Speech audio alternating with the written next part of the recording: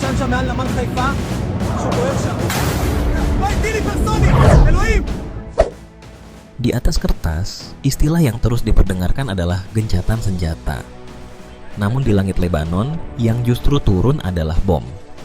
Israel dan Amerika Serikat menyatakan Beirut tidak pernah masuk ke dalam kesepakatan. Tetapi Pakistan menyampaikan narasi yang berbeda.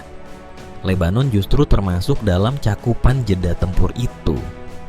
Kalau begitu, siapa yang sebenarnya sedang berkata jujur?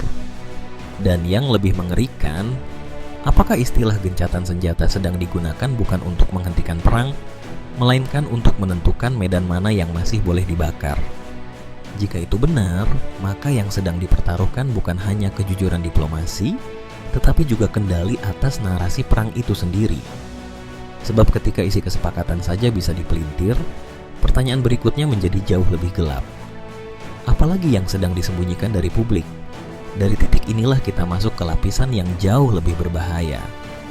Bukan lagi sekadar soal siapa menembak siapa, melainkan siapa yang menguasai informasi, siapa yang mengaburkan kenyataan, dan siapa yang berusaha memastikan dunia hanya melihat perang sesuai versi yang mereka izinkan. Yang tampaknya ditutup-tutupi bukan hanya detail pertempuran, tetapi juga tanda-tanda kekalahan itu sendiri. Israel memperketat peliputan serangan rudal Iran secara menyeluruh. Jurnalis, baik lokal maupun asing, dibatasi untuk merekam titik jatuh rudal, tingkat kerusakan, hingga dampak nyata di lapangan. Pada saat yang sama, Amerika ikut menahan penyebaran citra satelit beresolusi tinggi di kawasan Timur Tengah. Akibatnya, ruang untuk memverifikasi fakta semakin menyempit, dan wajah asli konflik kian tertutup oleh kabut informasi. Namun seketat apapun informasi dikunci, kenyataan di lapangan tetap merembes ke permukaan. Sirene peringatan meraung nyaris tanpa henti, bahkan sesekali menjalar hingga Tel Aviv. Serangan drone dan rudal dari Hizbullah serta Iran membuat warga hidup dalam kecemasan yang tak pernah benar-benar surut, tanpa tahu kapan hantaman berikutnya datang dan seberapa besar kerusakan yang akan ditinggalkan. Dampaknya kini mulai terlihat dengan sangat nyata. Gelombang eksodus perlahan membesar. Untuk pertama kalinya, Israel menghadapi situasi ketika jumlah emigran jangka panjang melampaui warga yang kembali. Yang paling mengkhawatirkan, banyak yang pergi justru berasal dari kalangan profesional, mulai dari dokter, insinyur, hingga pekerja teknologi yang selama ini menopang ekonomi dan sistem kesehatan. Jadi yang hilang bukan sekadar angka, melainkan kualitas manusia yang menjadi tulang punggung negara. Rasa aman pun perlahan mulai runtuh. Semakin banyak warga yang meragukan kemampuan negara untuk benar-benar melindungi mereka. Wali kota Margaliot, kota kecil di utara Israel, bahkan tak mampu menahan tangis saat menggambarkan kehancuran wilayahnya. Pada saat yang sama, situasi di Kiryat Shmona juga kian suram. Wali kotanya menyebut kota itu seperti lenyap karena ditinggalkan penduduk di bawah tekanan serangan Hizbullah yang terus berdatangan. Kekecewaan itu lalu merambat ke berbagai lapisan masyarakat. Aksi anti perang mulai muncul di banyak kota, sementara penolakan terhadap wajib militer ikut membesar, termasuk dari komunitas Yahudi Ortodoks. Pada titik ini, Israel tak lagi hanya berhadapan dengan ancaman dari luar, tetapi juga dengan krisis domestik yang perlahan mengikis daya tahannya dari dalam. Yang mulai terpukul sekarang bukan lagi sekadar rasa aman, melainkan aset-aset yang selama ini menopang daya tahan Israel sendiri. Tidak semuanya terbuka ke publik, tetapi sebagian sudah bocor dan cukup untuk memperlihatkan polanya. Di selatan, serangan Iran dilaporkan menghantam zona industri Neot Hofav dekat Be'er Sheva, kawasan yang dikenal sebagai salah satu pusat industri kimia terbesar di Israel, dan bahkan sempat diserang lebih dari sekali dalam rentang waktu yang berdekatan.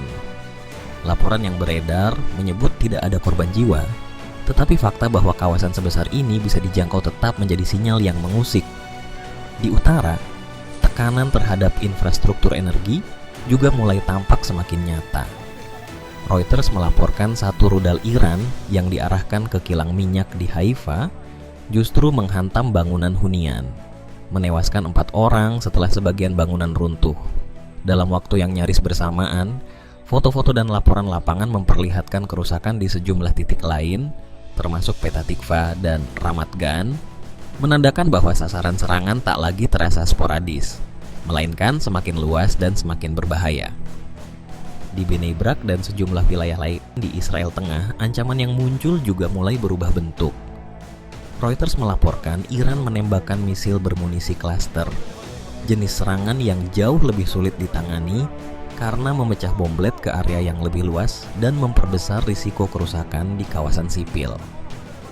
Foto-foto Reuters dari Maret memperlihatkan dampaknya di Bnei Brak, sementara laporan berikutnya menegaskan bahwa pola serangan semacam ini terus berulang hingga awal April, termasuk di Petah Tikva dan Ramat Gan. Yang membuat semuanya terasa jauh lebih serius adalah arah serangannya. Kini yang terdampak bukan hanya rumah, jalan, atau kendaraan, tetapi juga kawasan industri, titik energi, dan wilayah urban padat yang menopang kehidupan sehari-hari Israel. Setiap sirine yang berbunyi tidak lagi sekadar menandai ancaman sesaat, tetapi juga membawa pesan yang lebih dalam, bahwa lapisan vital negara itu sendiri mulai bisa disentuh. Dan jika pola ini terus berulang, maka yang sedang diuji bukan hanya pertahanan udara Israel, melainkan ketahanan nasionalnya secara keseluruhan. Selain dihantam di titik-titik vital, Israel kini juga tertekan dari dalam oleh biaya perang yang kian membesar. Operasi darat dan serangan udara ke Lebanon telah menewaskan lebih dari 1.400 orang dan memaksa sekitar 1,2 juta warga mengungsi sejak awal Maret, sehingga tekanan politik dan kemanusiaan terhadap pemerintahan Netanyahu ikut membengkak. Di dalam negeri, kritik pun semakin membesar karena perang yang terus melebar tak kunjung menghadirkan rasa aman yang benar-benar nyata. Di tubuh militer sendiri, alarm bahaya sudah mulai dibunyikan. Kepala Staf IDF, Eyal Zamir, memperingatkan bahwa militer bisa mengalami kerusakan parah jika krisis kekurangan personel tidak segera diatasi. Perang berkepanjangan di Gaza, Lebanon, Suriah, dan front lainnya membuat pasukan cadangan terus terkuras, ruang rotasi semakin sempit, dan kelelahan tempur semakin terasa nyata. Ini bukan lagi sekadar soal moral, melainkan menyangkut daya tahan struktur militer itu sendiri. Tekanan itu kemudian merambat ke ekonomi. Aktivitas terganggu, biaya mobilisasi membesar, dan ketidakpastian terus menekan investasi.